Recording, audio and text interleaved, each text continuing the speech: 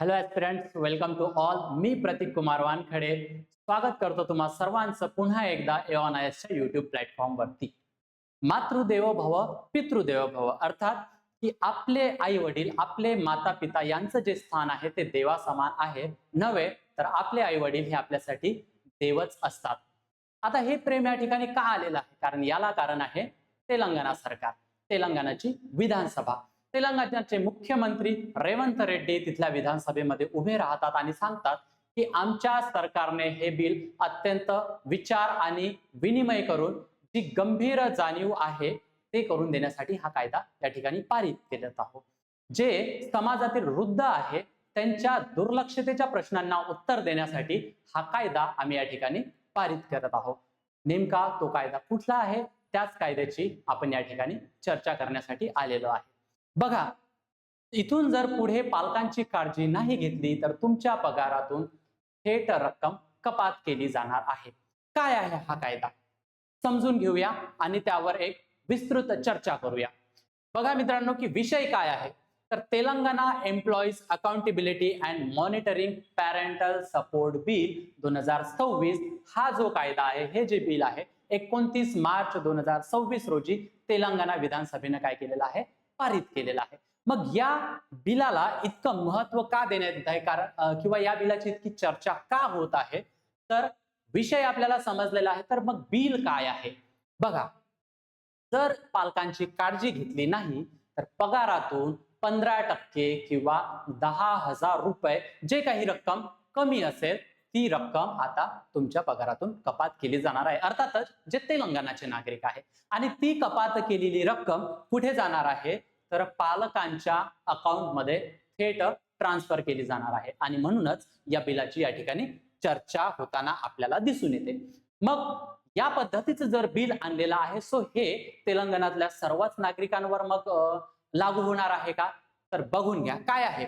अर्थातच जे सर्व पगारदार लोक आहेत त्यांच्यावर तो लागू होणार आहे. मग त्यामध्ये कुठले कुठले येतात की जे शासकीय कर्मचारी असतील किंवा खासगी नोकरदार असेल ज्यांना आपण प्रायव्हेट एम्प्लॉय म्हणतो, किंवा आमदार खासदार ज्यांना आपण MLA MPs म्हणतो, आणि स्थानिक स्वराज्य संस्थेचे जे प्रतिनिधी आहे मग ते ग्रामीण असो किंवा शहरी असो त्या सर्वांवर हा जो कायदा आहे तो लागू होणार आहे. येते लक्षात. पुढे बघा, मग हा जर कायदा लागू झाला तर याला तक्रार प्रक्रिया काय आहे, तर बघा की तिथले जे काही जिल्हाधिकारी असतील त्यांना ह्या सर्व पॉवर त्या ठिकाणी देण्यात आलेला आहे आणि हा जर एखादा या पद्धतीचा जर वाद असेल तर तो जिल्हाधिकाऱ्याकडे नेला जाईल आणि त्यानंतर काय होतील की जिल्हाधिकारी त्या संबंधितचा जो निर्णय आहे तो घेतील. दोन्ही बाजूचे ते म्हणणे ऐकतील आणि 60 दिवसात त्या वादाचा निर्णय देतील. म्हणजे इतकं फास्ट प्रोसेस त्या ठिकाणी आपल्याला दिसून येणार आहे. याचं मग वैशिष्ट्य काय आहे, तर जसं की बायोलॉजिकल जे नातं असतं तो त्यांना तर ते लागू होणारच आहे, पण जे सावत्र पालक असतं किंवा सावत्र मुले आहेत त्यांना सुद्धा तो त्या ठिकाणी लागू होणार आहे. येते लक्षात. सिनियर सिटीजन कमिशन त्या ठिकाणी स्थापन केलं जाणार आहे. जसं की जिल्हाधिकाऱ्यांनी जो निर्णय दिलेला आहे त्या निर्णयाविरुद्ध अपील या कमिशन मध्ये करता येणार आहे आणि ते अर्धन्यायिक बॉडी असणार आहे. म्हणजे जेणेकरून की त्या रिलेटेड ज्या काही पॉवर्स आहेत त्या या कमिशनला देण्यात आलेला आहे. आपण आता फक्त बिल समजून घेतो, त्यावर चर्चा आपण सविस्तर करणार आहोत. यापूर्वीचा मग कुठलं बिल या भारतामध्ये आहे का, कुठल्या राज्यांनी पारित केलेलं आहे का, तर हो, भारताच्या संसदेने 2007 मध्ये अशा पद्धतीचं एक बिल इंट्रोड्यूस केलेलं होतं, कायदा पारित केलेला होता. काय नाव आहे, maintenance and welfare of parents and senior citizen act 2007 हा कायदा आहे. मग असा कायदा असतानाही तेलंगणा सरकारने किंवा तेलंगणाच्या विधानसभेने किंवा तेलंगणाच्या राज्याने या पद्धतीचा कायदा का पारित केला, त्याला विशेष कारण आहे. कारण जो जुना कायदा आहे तो कायदा अंमलबजावणीसाठी कमकुवत आहे आणि त्याची जी कोर्ट प्रक्रिया आहे त्यामध्ये जे ट्रिब्युनल ज्याला आपण न्यायाधिकरण म्हणतो ते बनवण्यात आलेलं होतं. सो ते खूप किचकट पद्धतीचं आहे, कोर्ट प्रोसिजर लांब आहे आणि त्यामुळेच काय आहे त्याचं तो कमी परिणामकारक त्या ठिकाणी आपल्याला दिसून येत होता. सो जास्त त्याची परिणामकारकता वाढवण्यासाठी तेलंगणा राज्याने हे बिल आणलेलं आहे. मग नवीन कायद्यात काय आहे तर त्याची कडक अंमलबजावणी आहे. जसं की सांगितलं की 15% नाही तर 10,000 रुपये थेट ट्रान्सफर होणार, कपात करून थेट ट्रान्सफर होणार आपल्या पालकांच्या खात्यामध्ये. सो ही कडक अंमलबजावणी त्या ठिकाणी दिसून येते. 60 दिवसामध्ये निर्णय घेण्याची प्रोसेस जी असेल आणि त्यामुळे हा कायदा जास्त प्रभावी दिसून येतो. सो आपल्याला हे बिल समजण्यात आलेलं आहे. पण मग यावर चर्चा काय? आपण या बिलाला घेऊन इथे का उभे आहोत? का विषय हा समजून घेत आहोत? सो बघा, याला चर्चा कुठल्या अनुषंगाने होऊ शकते? तर आपल्याला जर माहित असेल तर आपल्याला संस्कार हा शब्द आपण ऐकलेला आहे. काय आहे? संस्कार जे आपले आई वडील, आपले माता पिता, आपला समाज आपल्यावर करत असतो आणि याच संस्काराच्या विरुद्ध कायदा कायदा त्या ठिकाणी दिसून येतो. म्हणजे आपलं जे नातं आहे ते भावनेच्या आधारावर टिकून असतं आणि या भावनासारख्या ज्या गोष्टी आहे, या ज्या सेन्सिटिव्ह इश्यू आहे, यावर एखाद्या सरकारने कायदा पारित करणे इथेच हा नेमका चर्चेचा विषय बनतो. तर बघा की सरकारचा हस्तक्षेप योग्य आहे का? म्हणजे कुटुंबातील वैयक्तिक बाबींमध्ये, जसं की नातं जर कोणाचं असेल तर ही वैयक्तिक बाब आहे. आपले रिलेशन कोणासोबत कसे आहे, आपल्या आई वडिलांसोबत, आपल्या फॅमिली सोबत. सो यामध्ये सरकारने कितपत हस्तक्षेप करावा, हे कितपत योग्य आहे, हा खरं तर एक चर्चेचा विषय या बिलाला घेऊन या ठिकाणी आपल्याला दिसून येतो. की मग जसं की सोशल जस्टिस म्हणजे सामाजिक न्यायाचा जो कॉन्सेप्ट आहे, जे वल्नरेबल फॅक्टर सोसायटी मधले असतात, सो वृद्ध सुद्धा त्या वल्नरेबल ग्रुपमध्ये त्या ठिकाणी येत असतं. वल्नरेबल म्हणजे काय? तर असुरक्षित.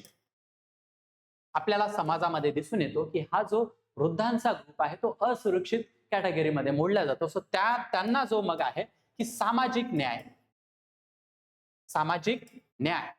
ही जी संकल्पना आहे ते त्या ठिकाणी लागू होते का? सो त्यासाठी सरकारचा हस्तक्षेप आवश्यक आहे. जर आपल्या वृद्धांकडे जर आपण लक्ष नाही दिलं तर कोण देणार? तर ऑफकोर्स त्या ठिकाणी गव्हर्नमेंटचा रोल येणार आहे. सो या मुद्द्याला धरून सुद्धा इथे चर्चा होऊ शकते.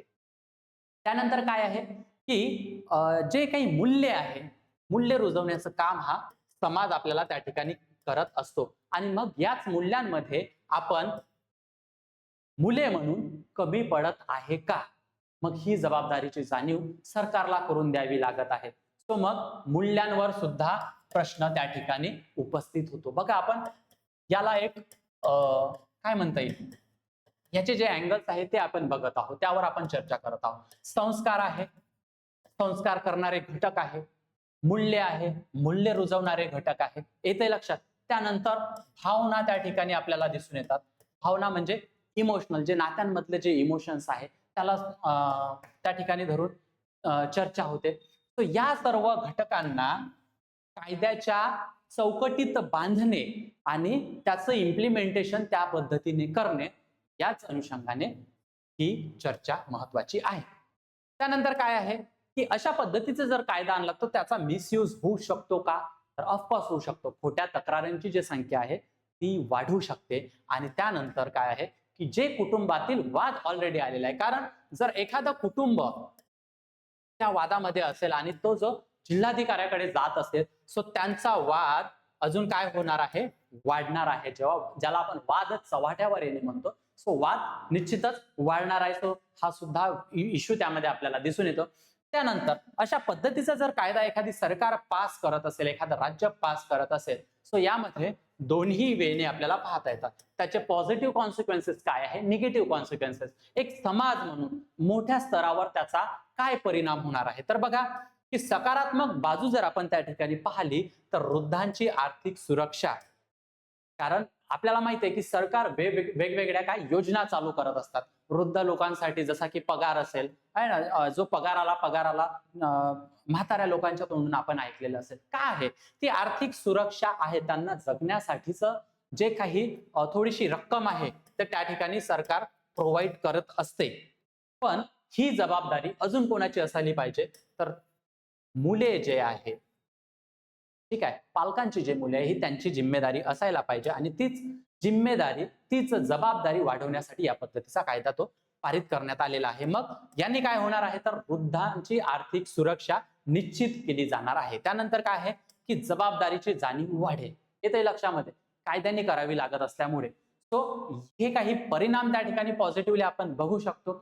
मग नकारात्मक परिणाम यामध्ये काय होणार आहे तर जे काही नातं असतं, जसं की मी म्हटलं की कायद्याच्या चौकटीत त्याला बांधण्यात कायद्याच्या चौकटीत त्याला बांधणे म्हणजे हे काय, हे जे नातं झालं हे फक्त कायद्यापुरतं मर्यादित झालं, मग त्या नात्याला किंमत उरेल का, यावर सुद्धा प्रश्नचिन्ह निर्माण होतो आणि हीच बाब मग आपल्याला काय नकारात्मक पद्धतीने दिसून येते.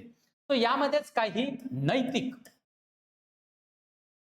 नैतिक इश्यू सुद्धा दिसून येतात. जसं संस्कार, मूल्य, आपण या सर्वांची जे गोष्ट त्या ठिकाणी केलेली आहे, तर नैतिक मध्ये काय येईल आपल्याला की हक्क, काय येईल, हक्क वर्सेस जबाबदारी. तो या पद्धतीने ही डिबेट त्या ठिकाणी होऊ शकतं. जसं की आपले जे पॅरेंट्स आहे त्यांची जी प्रॉपर्टी आहे, त्यांची जी मालमत्ता आहे, त्यावर आपण नेहमी हक्क गाजवत असतो, हक्क मागत असतो, आपला अधिकार मागत असतो.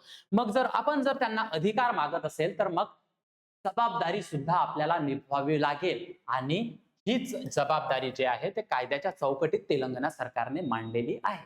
येते लक्षात. सो हा सुद्धा इश्यू आपल्याला त्या ठिकाणी काय दिसून येतो. सामाजिक न्यायाचा कॉन्सेप्ट आपण त्या ठिकाणी सांगितलेला आहे. मग आपल्याकडे आर्टिकल 21 आहे. काय आहे आर्टिकल 21, राईट टू लाईफ, जगण्याचा अधिकार. आणि या जगण्याच्या अधिकारात काय आहे, सन्मानाने जगण्याचा अधिकार. सन्मानाने जगण्याचा अधिकार जो आहे तो आर्टिकल 21 मध्ये आपल्याला दिसून येतो. मग ही जे काही वृद्ध लोक असतात त्यांना सन्मानाने जगण्याचा अधिकार आहे की नाही. जर आपली मुले जर त्यांचा अपमान करत असेल, त्यांना योग्य तो सन्मान देत नसेल, तर मग असे जे काही इश्यू आहे ते कायद्याच्या चौकटीत आणणे हे महत्वाचे ठरते का. सो या सुद्धा अनुषंगाने त्या ठिकाणी चर्चा होऊ शकते. अजून चर्चा काय होऊ शकते की जसं की प्रायव्हेट एम्प्लॉईज आहे किंवा गव्हर्नमेंट एम्प्लॉईज आहे किंवा स्थानिक स्वराज्य संस्थेमधले जे काही सदस्य असतील, त्यांच्या याच्यातून जर ती रक्कम कपात होत असेल तर आपल्याला माहित आहे की आपली जी आता संस्कृती आहे, संस्कृती किंवा संस्कृती म्हणण्यापेक्षा आपल्याला कुटुंब पद्धती म्हणता येईल. काय म्हणता येईल, कुटुंब पद्धती. हे आधी काय होती, एकत्र कुटुंब पद्धती होती. काय होती, एकत्र कुटुंब पद्धतीतून आपण कुठे चाललेलो आहे, न्यूक्लिअर कुटुंब पद्धती, म्हणजे जे विखंडित कुटुंब पद्धती झालेली आहे. सो कारण याचं कारण काय आहे, तर मग नागरीकरण जे झालेलं आहे, बरोबर, शहरांकडे आपण वाढत चाललेला, शहरांकडे, आणि जे म्हातारी लोक आहेत ते खेड्यांमध्येच मग राहतात. त्यांना तेवढं शहरांचं जे वातावरण म्हणा किंवा शहरातल्या ज्या अडचणी आहेत या सुद्धा खूप जास्त असल्यामुळे पैसा तिथे महत्वाचा आहे. सो मग खाजगी एम्प्लॉई जर असेल, प्रायव्हेट एम्प्लॉई जर असेल, तर मग त्यांच्या अडचणीत अजून वाढ होणार का, किंवा हे जे नाते संबंध आहे यामध्ये स्टेट कुठल्या पद्धतीने इंटरफेअर करणार, कारण स्टेटला, राज्याला हे नातेसंबंध त्या पद्धतीने माहिती नसतं. येतंय लक्षामध्ये. सो हा खूप कॉम्प्लेक्स इश्यू आपल्याला त्या ठिकाणी दिसून येतो. सो याचा जो महत्वाचं जी बाब आहे ते असणार आहे इम्प्लिमेंटेशन. काय असणार आहे, इम्प्लिमेंटेशन. कुठल्या पद्धती होणार आहे यासारखी सुद्धा चॅलेंजेस त्या ठिकाणी उभी राहत आहे. तर हा इश्यू आपल्याला या ठिकाणी समजलेला आहे. आपण कुठल्या विविध दृष्टिकोनातून त्यावर चर्चा होऊ शकते, त्याचे कॉन्सिक्वेन्सेस काय आहे, परिणाम काय आहे, सामाजिकरित्या असू देत किंवा भावनिकरित्या असू दे, हे सुद्धा या ठिकाणी आपण चर्चा केलेली आहे. निश्चितच तुम्हाला याबद्दल काय वाटतं हे मला कमेंट सेक्शन मध्ये कळवा.